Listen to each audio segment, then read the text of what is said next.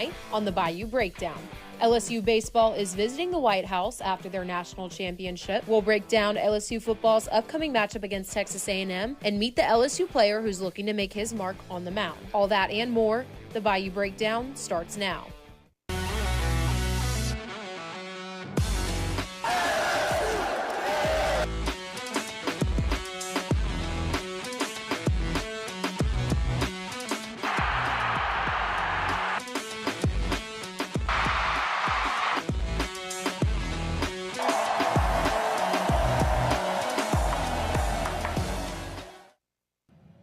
Welcome to the Bayou Breakdown. I'm Olivia Girardi. And I'm Kennedy Banks. And Kennedy, it's been an exciting day for Tiger fans as the 2025 LSU baseball team met with President Donald Trump at the White House today. Let's hear what Trump had to say about one LSU Tiger. Kate Anderson was ranked college baseball's #1 player on the mound. I would like to represent him. I'm leaving the White House immediately. Oh, the money. Oh, somebody's going to make some. Where's Kate? Where is Kate? Where are you, Kate? Come here, Kate.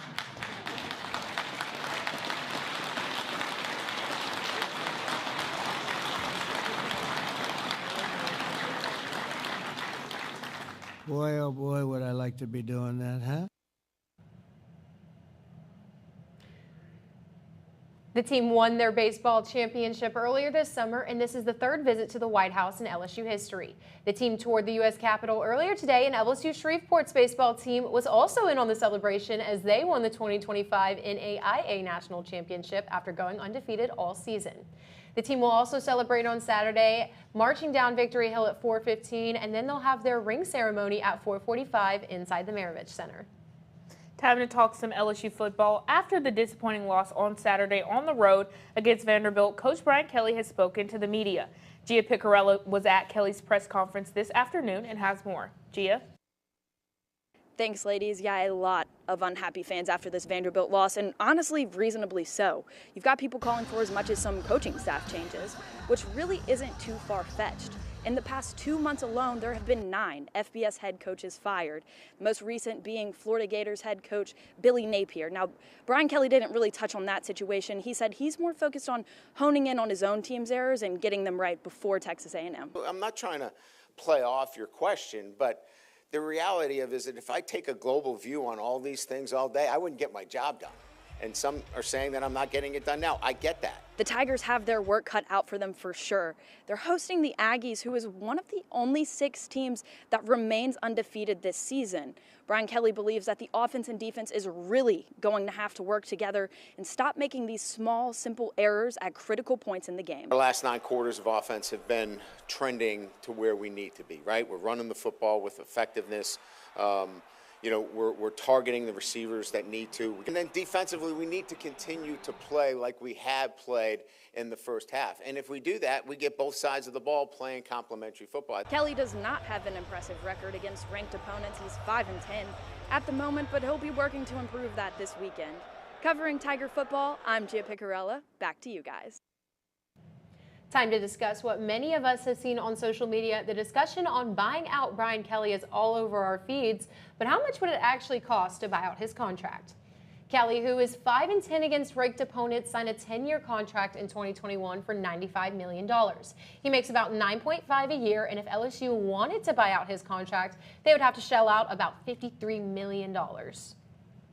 And time to talk about the team who took a hard loss to Vanderbilt this past Saturday. Going into the weekend, the Tigers knew how much of a threat Diego Pavia and the Commodores posed, but the knowing just wasn't enough. We knew exactly what Diego was going to do. I mean, he ended up doing that. 3 total touchdowns, 14 for 22, 160 yards in the air, 86 yards rushing. I mean, this defense has consistently had problems stopping mobile quarterbacks. We've seen that last season, this season, and I mean, it was a huge off day for Harold Perkins. And with the absence of Whit Weeks, we could tell how essential he is to this team. And on the other side of the ball, our offense is still stagnant. They couldn't go down the field and finish drives. I mean, the defense in the fourth quarter gets 2 crucial stops, and they couldn't capitalize on either. Now let's take a look at some things that happened after the game, starting with a video that really summarizes the outcome of Saturday.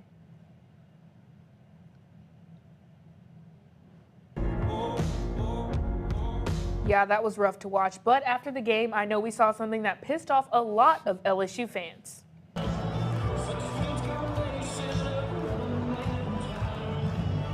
It seems like it's becoming a tradition as Ole Miss also played calling Baton Rouge after beating LSU just a few weeks ago. Now this post should have Tiger fans scared. LSU's recruit Lamar Brown and the #1 overall recruit in the country, Olivia. I mean, I'm telling you, if he decommits, that might just be my last straw. Yeah, and I'll be right there with you, Kennedy. Texas A&M is going to be coming into Death Valley as the #3 ranked team in the country, and they showed their strengths in their win against the Arkansas Razorbacks. The Office of A&M as a whole showed their firepower, scoring on 7 of 9 completed drives, totaling almost 500 yards of offense. A&M quarterback Marcel Reed accounted for 4 total touchdowns, going 23 for 32 and 280 yards, along with 55 of those on the ground. Another mobile QB for our defense to watch out for. It wasn't a complete game for A&M, though, as their defense gave up 40 points, 268 yards on the ground, and 259 through the air. The AP Top 25 college football rankings are out, and things don't look great for the Tigers. They just keep falling, now to 20. In comparison, Texas A&M has risen to 3rd. They are the #1 team in the SEC and the only undefeated team left in the conference. This week, 2 more coaches got fired in the world of college football. Despite winning over the weekend, the Florida Gators decided to move on from Billy Napier, buying out his $21 million contract. The other coach that got fired was Jay Norvell. Colorado State was 2-5 on the year and lost to Hawaii on Saturday. With everything on the line, LSU is fighting to stay alive while the Aggies are trying to stay on top. Reporter Brasia Clark has the keys to this elite SEC matchup.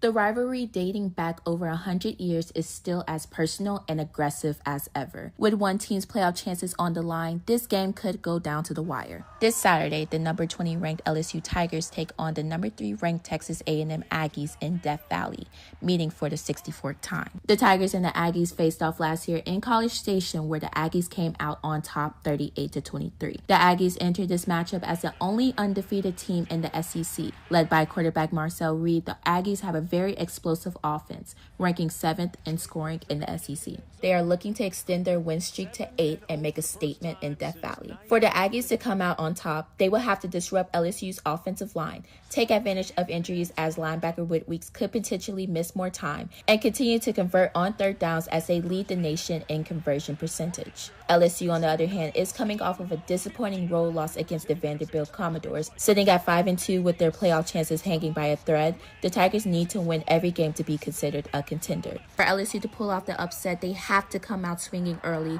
protect Garrett Nussmeier, and give him time in the pocket and finish red zone drives. Head coach Brian Kelly has this to say regarding the loss. It's a disappointing loss, but they've got to bounce back right to reality and know that they've got to play mistake-free against an outstanding A&M team. Texas A&M is coming in as 2.5-point favorites. Can the Tigers pull off redemption, or will this be the end for the Tigers and their playoff hopes? For Tiger TV Sports, I'm Brasia Clark. Thanks, Brasia. Now, this is a huge game for A&M as they're looking to get their first win in Tiger Stadium since 1994. Aggies head coach Mike Elko spoke to the media ahead of the game. Playing the 2019 team, that wasn't a lot of fun, but that was historically one of the best teams in college football. I think when we went down there in 21, it was obviously a much more competitive game from a physical standpoint, and I think that's the gap that we've tried to close as a program. And so, obviously, the series has been very balanced since I've been here in 2018. Someone's going to crack through at some point on the road, and Saturday's an opportunity for us to be the team that does it.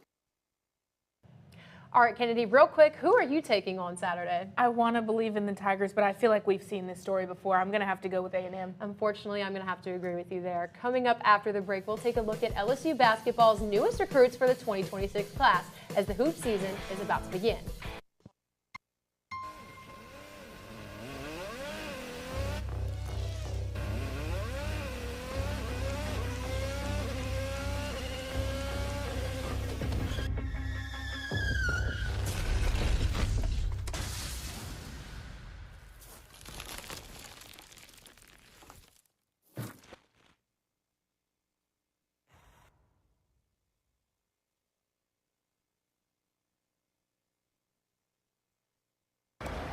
Hate is loud.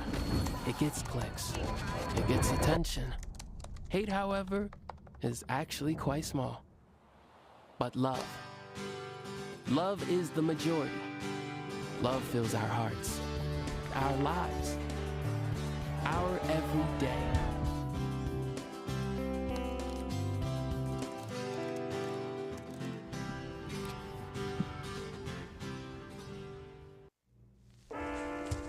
There are a lot of temptations facing young people today, like electronic cigarettes and skateboarding. Each vape pod can contain the same amount of nicotine as a pack of cigarettes. This can lead today's youth to a lifelong addiction and severe lung damage. Recall and consider the facts before making a poor decision. The health class film guy isn't the best person to talk to your kid about vaping. Got a few minutes? You are. Start the conversation with your child about vaping today. You need some help? Your toe chains are a little loose. Could spark a wildfire. I could show you how to secure them properly if you'd like. Sure. Thanks a lot. Anytime. You should check out SmokeyBear.com. They've got a bunch of tips on wildfire prevention. Only you can prevent wildfires. It's getting close to that time of year as Chewy Hoop season is set to return. That's right, folks. College basketball is back. And for LSU basketball, the work has already begun for McNamara's staff, with 3 recruits already committed out of the class of 2026. I'm Devin Whitson, and this is the Recruit Recap. To start out tonight's edition, we first take a trip down under to Australia to look at Marcus Vaughns. Vaughns is a 6'8" small forward. He turned down playing pro in the NBL to join the Tigers. He's a versatile wing who will not only be able to play the 3 or the 4, but he brings the size that McMahon has been needing. Now next, we're heading back home to the States, more in particular, the Sunshine State, as our first look in Florida takes us to the Villages in Hurley Brutus. Listed as a 6'5" small forward, Brutus is a solid addition to the wing with the size and strength that takes him to the next level and the explosive needed at the rim for LSU. Now last but not least, just a 49-minute drive down from the Villages to Montverde to look at the Tigers' latest addition in Kevin Thomas. Now Montverde is no stranger to producing top talent in Baton Rouge. Look no further than Ben Simmons. And one that could reach those levels in due time, coming in at 6'7", Thomas stands out with a 6'10" wingspan. He's a high-level athlete with good size on the wing, and he's more of a threat in transition, and if you're caught in the way, well, good luck. With 3 4-star commits already, LSU seems to be hitting the recruiting trail fast and hard before the season begins. And as McMahon and his staff have already made some power moves, that seems like LSU will sure to be good for the new year. For the Recruit Recap, I've been Devin Whitson. Coming up after the break, our source reporter Julia Marinell sits down with LSU baseball national champion Maverick Grizzly.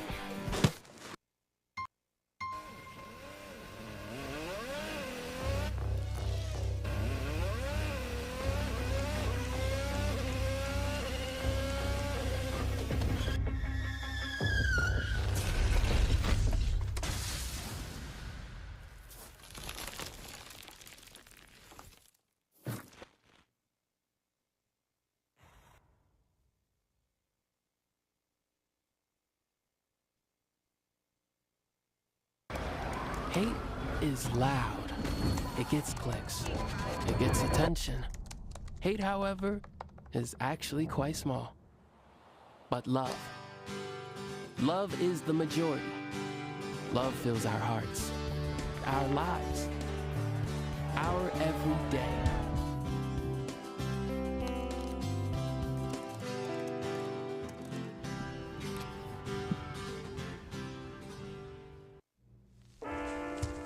There are a lot of temptations facing young people today, like electronic cigarettes and skateboarding. Each vape pod can contain the same amount of nicotine as a pack of cigarettes. This can lead today's youth to a lifelong addiction and severe lung damage. Recall and consider the facts before making a poor decision. The health class film guy isn't the best person to talk to your kid about vaping. Got a few minutes? You are. Start the conversation with your child about vaping today. You need some help? Your toe chains are a little loose.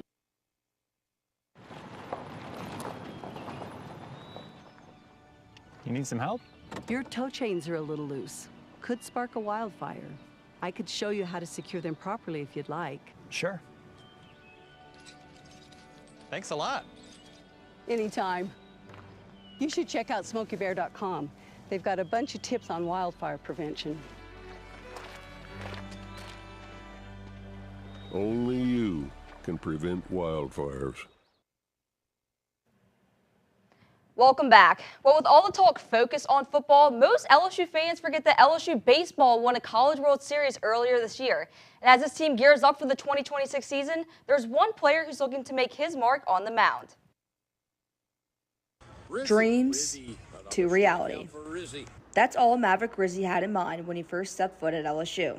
But for Rizzi, this dream wasn't a thought to begin with, until one afternoon he received a special phone call he would never forget. I vividly remember that moment. Me and my brother were going to get new golf clubs, and it said Baton Rouge, Louisiana. And my brother was like, hey, you might want to pick that one up. And I didn't think it was real at first. That definitely was like, well, I can play high-level college baseball now. Ever since that call, Rizzi has never looked back.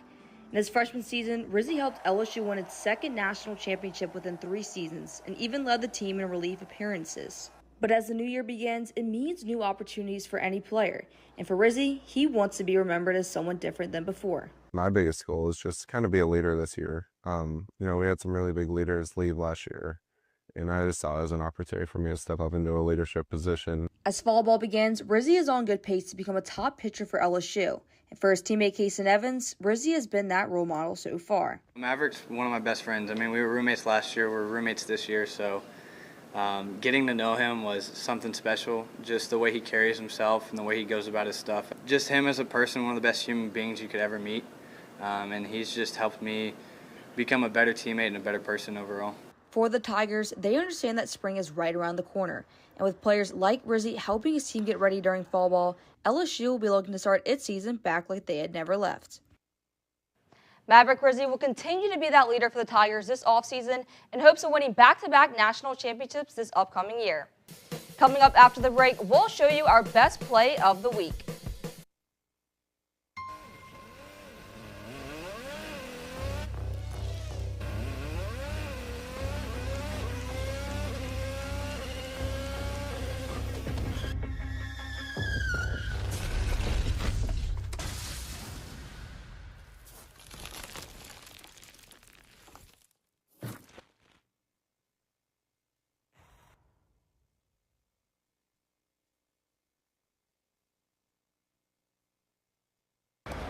Hate is loud. It gets clicks. It gets attention. Hate, however, is actually quite small. But love is the majority. Love fills our hearts, our lives, our everyday.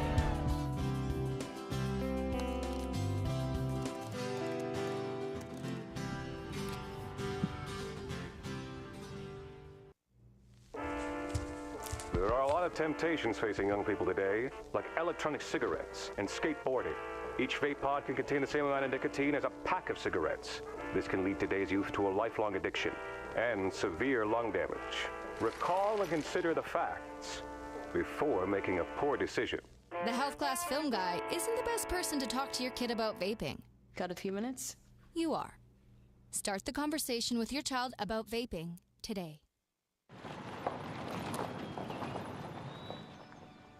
You need some help? Your toe chains are a little loose. Could spark a wildfire. I could show you how to secure them properly if you'd like. Sure. Thanks a lot. Anytime. You should check out SmokeyBear.com. They've got a bunch of tips on wildfire prevention. Only you can prevent wildfires.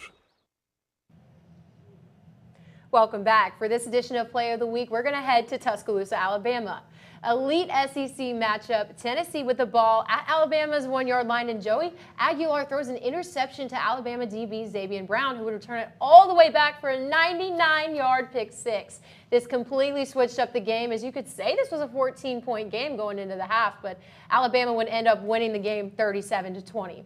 That's all the time we have for this edition of the Bayou Breakdown, but be sure to keep up with everything LSU on our social media at LSU Tiger TV. And make sure to catch our shows live at 5 Monday through Thursday. For Tiger TV, I'm Kennedy Banks. And I'm Olivia Drawdy. Have a great night.